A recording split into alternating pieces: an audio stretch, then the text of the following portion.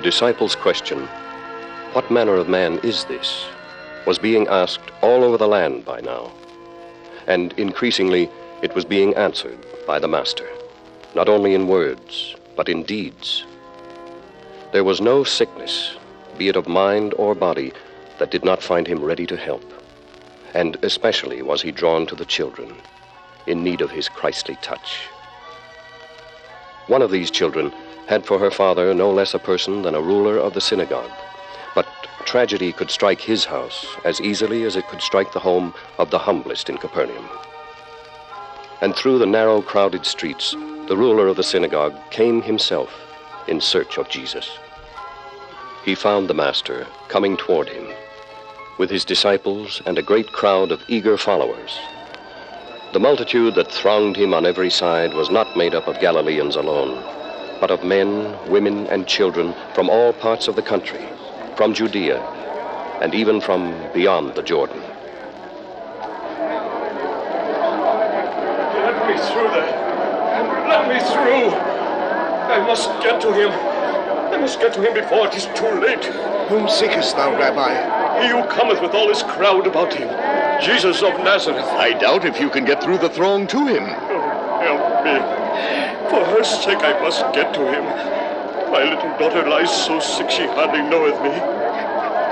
She can scarcely speak my name. Oh, friend, I thank thee. Thou art one of his disciples, art thou not? My name is Simon. Pray do not grieve so. Look thee, lean upon my arm, and I will lead thee to the Master. I thank thee, Simon. There, let me speak to him. He hath seen thee, Rabbi. See how he stops to look upon thee. Master, my little daughter lieth at the point of death. I pray thee come and lay thy hands on her that she may be healed, and she shall live. I will come with thee. Oh, Lord, I thank thee. Let us make haste. She's my only daughter, a little maid of 12. Stand back there, please. Let us come through. I pray you not to press so heavily about us. Who touched me? Master, the multitude throng thee and press thee, and thou sayest, "Who touched me?" Someone hath touched me, for I perceive that virtue is gone out of me. Oh, Master, I did not think that thou couldst know that I had touched thee. For over 12 years I have spent my all upon physicians, and yet, Master, there is an issue of blood which can be healed of none. And I believe that if I could but touch the hem of thy garment, I would be whole again.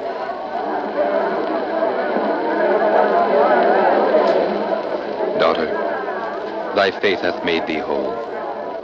Go in peace, and be whole of thy plague.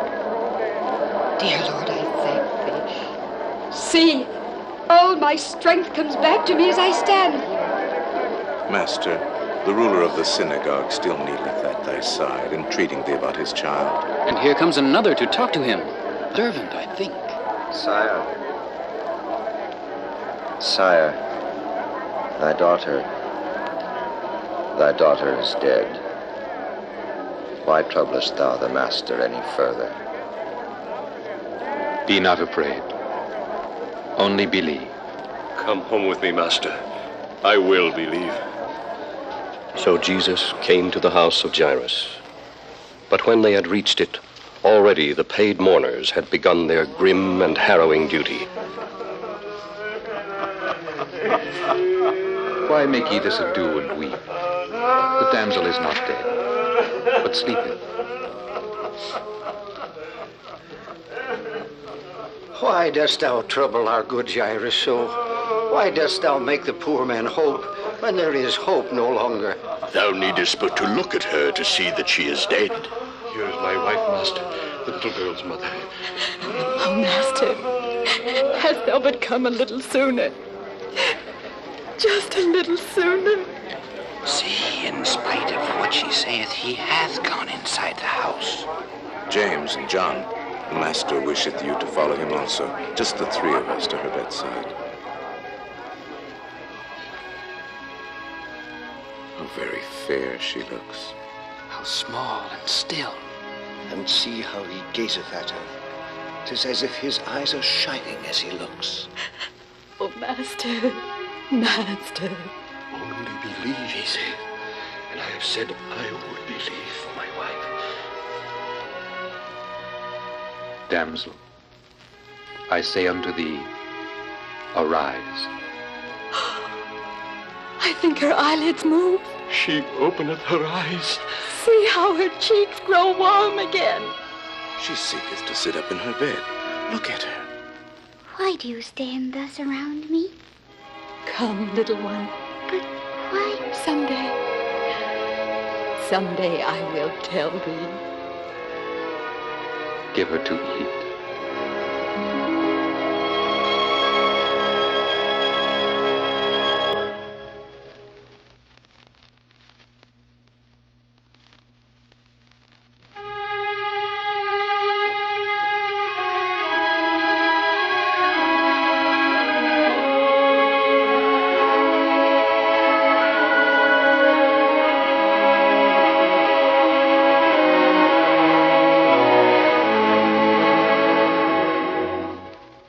And we are told by Luke and Mark that he cautioned them that no man must know of that raising from the dead.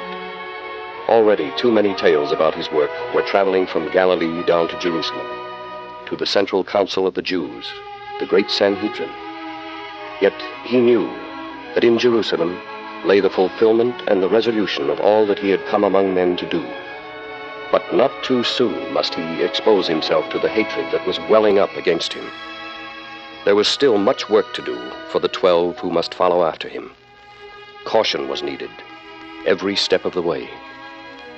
He had reached now the halfway point in his mission among men. The dangers would begin to mount all around him, and the shadows would begin to fall. But his greatest and highest work was still to come, and with his Father's love and guidance, he must prepare himself for it. To this high end, he withdrew again into the mountains to be alone with God.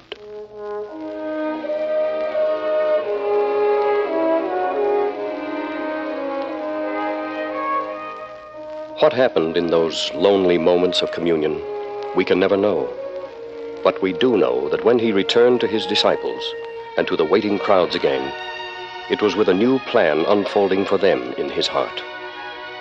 St. Matthew tells us that when he looked once more upon these multitudes, many of them weary with walking continuously after him, some of them even fainting, that he was moved with compassion and said unto his disciples, The harvest truly is plenteous, but the laborers are few. Pray ye therefore the Lord of the harvest, that he will send forth laborers into his harvest. The need for workers in that harvest was growing ever clearer. So now the Master turned to his own disciples to meet that need. We are told that he called them unto him and gave them power against unclean spirits to cast them out and to heal all manner of sickness and all manner of disease. It was the first time that they were to go forth without the comfort of his presence. And although they were ready to obey him, they must have felt more than a little uncertain, more than a little anxious about the work they were now to do alone. For these were the world's first Christian missionaries, and called together by Jesus for their last instructions before they left, they must have sought with concern the answers to the questions that rose up in them. He hath not said how long he wished us to work alone like this. Nor hath he said how far we are to go. It's a mercy that he wishes us to go by twos. Each one of us can help his partner on the way. See, he's holding up his hand for silence. Go not into the way of the Gentiles, and into any city of the Samaritans enter ye not. But go rather to the lost sheep of the house of Israel. And as ye go, preach, saying, the kingdom of heaven is at hand. Heal the sick, cleanse the lepers, raise the dead, cast out devils.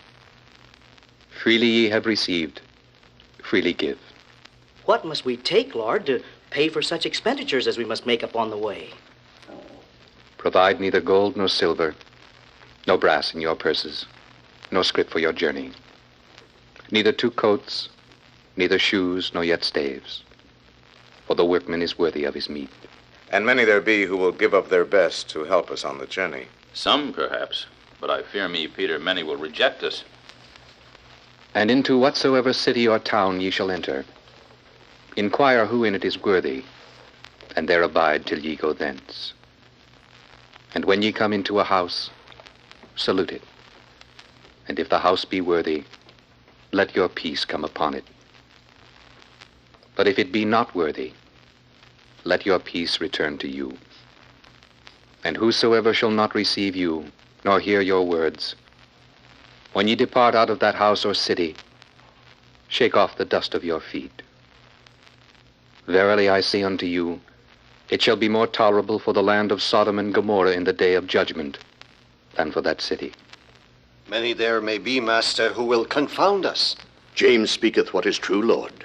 For many there will be who will endeavor to entrap us with their cunning. Behold, I send you forth as sheep in the midst of wolves. Be ye therefore wise as serpents, and harmless as doves. But beware of men, for they will deliver you up to the councils, and they will scourge you in their synagogues, and ye shall be brought before governors and kings for my sake, for a testimony against them and the Gentiles. I am as yet so little at my ease, O Lord, before a throng of strangers. I scarce begin to know what I must say to them. When they deliver you up, take no thought how or what ye shall speak, for it shall be given you in that same hour what ye shall speak. For it is not ye that speak, but the Spirit of your Father which speaketh in you. And ye shall be hated of all men for my name's sake, but he that endureth to the end shall be saved. Many of these men to whom we speak will hide their true feelings underneath vain words. Such men are good at covering what they truly feel. Fear them not, therefore, for there is nothing covered that shall not be revealed, and hid that shall not be known. What I tell you in darkness, that speak ye in light. And what ye hear in the ear, that preach ye upon the housetops. And fear them not which kill the body, but are not able to kill the soul. But rather fear him which is able to destroy both soul and body in hell. Are not 2 sparrows sold for a farthing? And one of them shall not fall on the ground without your Father. But the very hairs of your head are all numbered. Fear ye not, therefore. Ye are of more value than many sparrows. We will remember these things, dear Lord. And ponder them as we go. In any case, what better purpose could we have than to confess thee, what thou art, and where thou leadest? Whosoever therefore shall confess me before men, him will I confess also before my Father which is in heaven. Think not that I am come to send peace on earth. I came not to send peace, but a sword. For I am come to set a man at variance against his father, and the daughter against her mother, and the daughter-in-law against her mother-in-law. And a man's foes shall be they of his own household. Of a truth, it is so in the household I have left, Master. And yet I do perceive, Bartholomew, I do begin to perceive, that we be all of the household of God. He that loveth father or mother more than me is not worthy of me. And he that loveth son or daughter more than me is not worthy of me. And he that taketh not his cross and follow after me is not worthy of me. He that findeth his life shall lose it, and he that loseth his life for my sake shall find it. That is a hard saying, Lord. I do not understand it. He that receiveth you receiveth me, and he that receiveth me receiveth him that sent me. He that receiveth a prophet in the name of a prophet shall receive a prophet's reward.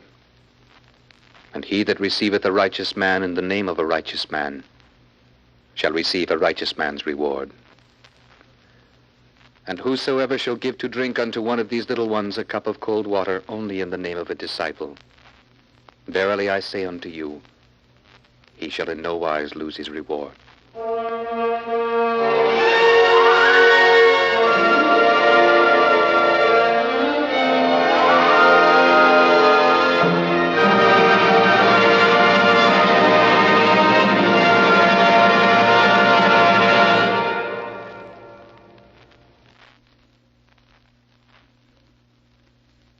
We are not told how long the 12 disciples, going forth in twos, as they had been bidden, remained away from the Master's side. Only St. Mark tells us clearly what was accomplished on that mission, and he writes simply, "They went out and preached that men should repent, and they cast out many devils, and anointed with oil many that were sick, and healed them. And now it was that news of violence at the fortress of Jairus was brought to Jesus."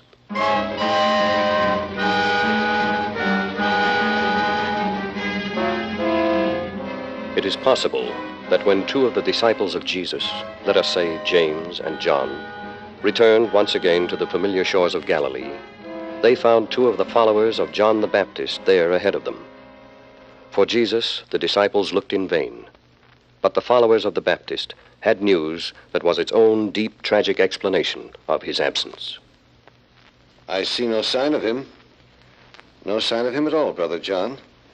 Not upon the rooftop there, where we should most expect to find him at this time of day. Who, thinkest thou, are those 2 men talking there alone? Those 2 beside the doorway? From that old coat of camel's hair one of them carries, they must be from the desert, I should think. My heart says that yon camel coat bespeaks some evil thing, James. Think you they could be from Jairus? That must be it. The taller one, the one with the coat, is one of the 2 who came before to Jesus, one of the followers of John the Baptist. He cometh out to speak with us. You 2 are disciples of the Nazarene, are you not? Aye, sir. We are indeed. My name is James. And I am John. And you, if I mistake not, follow John the Baptist. Would we be bearing this poor coat of his only coat, if there were still a John to follow? Speak boldly. What would you tell us? Herod hath slain him. Oh, God have mercy on us. The deed will haunt me all my days. The Tetrarch gave a banquet to celebrate his birthday. And the daughter of that evil woman, Herodias, danced for the king and those about him. The tale goes that they were so filled with wine they could scarcely speak one word upon another. Yet Herod promised to this girl that he would give her aught she asked for. Her mother bid her ask for the head of John the Baptist in a charger. Oh, to what an end the king must suffer for a deed like that. Hast thou told Jesus of this? I have told him. There was such grief about him as he listened. Such grief that he hath gone away to seek some place apart. Into some desert place, he said. I thought he might have liked to have this coat of camel hair. And yet his eyes were fixed so far beyond me that I doubt he even saw it. Friend, whither did he go? Across the lake, I think. Then where he went, we must go also.